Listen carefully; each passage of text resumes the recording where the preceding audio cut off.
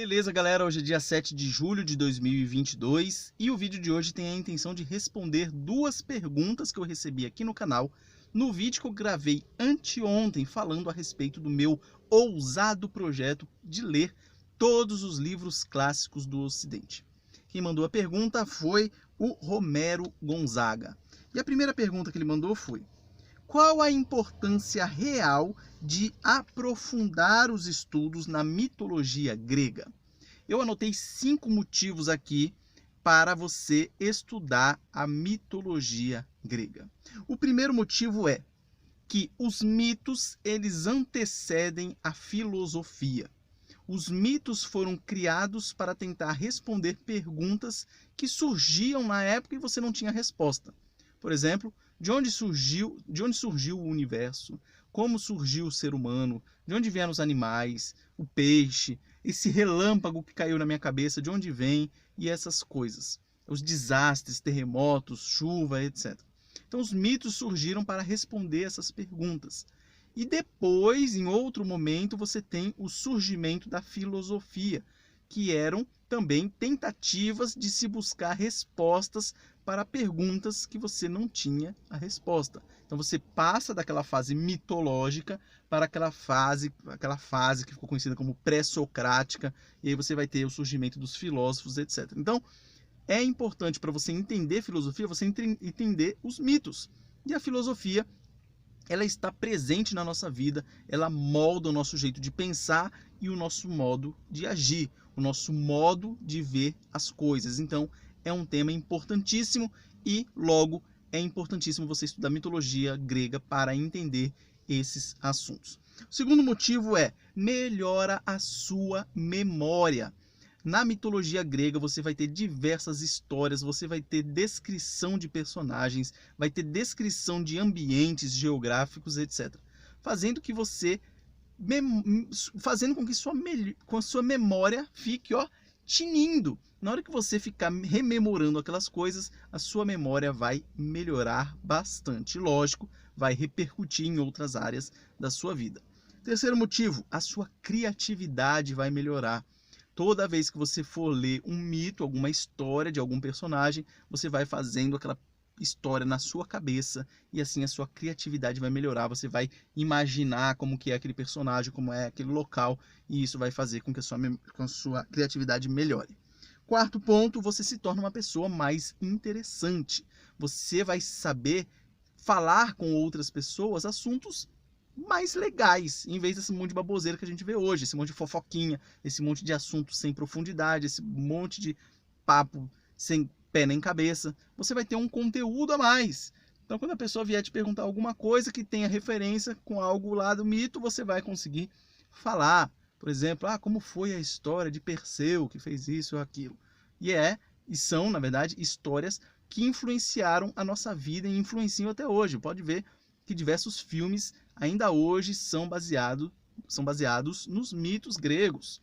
Você tem aí diversos, todo ano sai um. Você tem leituras baseadas nos mitos, poesia, escultura, retrato, pintura, etc. Tudo, música, tudo baseado nos mitos. Então você se torna uma pessoa mais interessante. E por fim, o quinto motivo é que você se torna um leitor melhor. Se você lê os mitos traduzidos como narrativa, já vai melhorar você já vai se tornar um leitor melhor.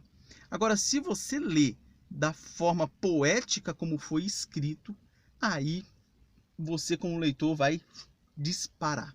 Porque é uma leitura exigente, é uma leitura difícil, mas que vai fazer com que você se torne um leitor melhor. E claro, isso vai influenciar em todas as leituras que porventura você venha fazer. Então, essas são os 5 porquês de você estudar mitologia grega. A segunda pergunta que ele fez foi: como são deuses pagãos, os da mitologia grega, o cristão não estaria perdendo tempo ao estudá-los? E minha resposta para você é: não. Você vai estar ganhando tempo. Por que eu digo isso?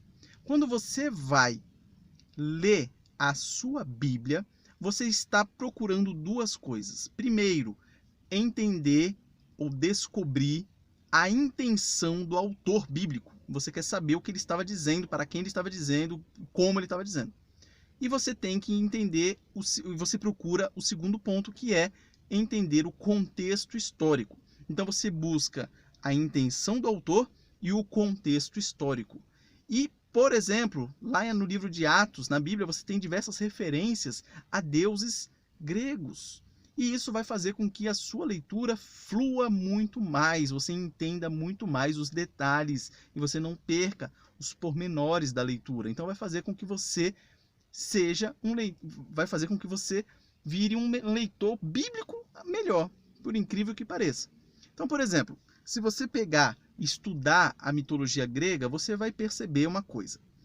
O Areópago, que fica lá em Atenas, que foi o local onde o apóstolo Paulo pregou quando ele chegou em Atenas. Esse Areópago, ele tem esse nome baseado no deus da guerra Ares, porque foi o local onde ele foi julgado pelo assassinato do filho de Poseidon, deus dos mares. E depois esse Areópago se tornou o local onde eram julgados casos graves e casos de homicídio. Então isso te ajuda a clarear a sua mente quando você estiver lendo lá Atos 17. Mas você tem outros exemplos na Bíblia, em Atos também. Eu anotei 2 aqui. Atos 14, versículo 12. Quando Barnabé e Paulo foram chamados respectivamente de Júpiter e Mercúrio. Olha que interessante. Barnabé foi chamado de Júpiter. Júpiter era o nome romano de Zeus. E Paulo foi chamado de Mercúrio, que era o nome romano de Hermes. Hermes era o deus mensageiro, filho de Zeus. Então olha que interessante, você em saber desses detalhes vai fazer com que você pense, nossa, Barnabé então ele foi tido em mais alta estima do que Paulo, porque deram o nome de Zeus para Barnabé e Hermes para Paulo, porque Paulo era aquele quem falava, ou seja, quem mais falava, então eles fizeram o paralelo de Hermes, que era o mensageiro dos deuses. Então é interessante saber esses detalhes. Eu coloquei mais um exemplo aqui, lá em Atos 19, nos versículos 24, 27 e 28, principalmente no 28, você tem a referência a Diana dos Efésios. Os apóstolos estavam ali, o evangelho avançando, sendo pregado, e os escultores de imagem da Diana estavam tendo prejuízo.